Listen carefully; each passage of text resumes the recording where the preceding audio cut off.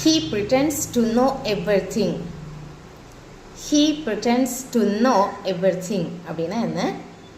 அவனுக்கு இந்த ப்ராஜெக்டை எப்படி பண்ணணும் அப்படிங்கிற எந்த ஒரு ஐடியாவுமே அவனுக்கு கிடையாது. ஆனால் பாஸ் கேட்கும்போது எல்லாமே தெரியும் அப்படிங்கிற மாதிரி ஜஸ்ட் தலையாட்டிக்கிட்டே இருக்கிறான். எல்லாம் தெரியுங்கிற மாதிரி அவன் நடிக்கிறான். Okay, so he is acting well. Pretends அப்படின்னா என்னது? நடிக்கிறது. ஓகே, நமக்கு தெரியாத ஒரு விஷயத்தை தெரியும், இல்லை செய்யாத ஒரு விஷயத்தை செய்தோம் அப்படிங்கிற மாதிரி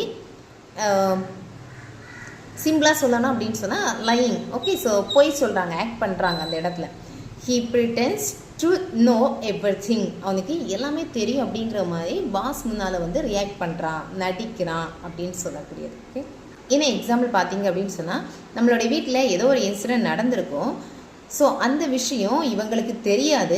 ஆனால் என்ன பண்ணுவாங்க, ஒரு இடத்துல பேசும்போது இது எனக்கு ஆல்ரெடி தெரியுமே, ஆமாம் எனக்கு இந்த விஷயம் எல்லாமே தெரியும் அப்படிங்கிற மாதிரி அந்த இடத்துல என்ன பண்ணுவாங்க, ஆக்ட் பண்ணுவாங்க. ஓகே, ஸோ ஸ்டூடெண்ட்ஸை பார்த்தீங்க அப்படின்னு சொன்னால் எந்த கொஸ்டின் ஆன்சருமே அவங்க படிச்சிருக்க மாட்டாங்க. யாரெல்லாம் படிச்சிருக்கீங்க அப்படின்னு சொல்லி கேட்கும்போது எல்லாருமே படிச்சிருக்கோம், எல்லாருக்குமே தெரியும் அப்படிங்கிற மாதிரி அந்த இடத்துல என்ன பண்ணுவாங்க, ஆக்ட் பண்ணுவாங்க இல்லையா? Okay, so this is the situation. He pretends to know everything. She pretends to know everything.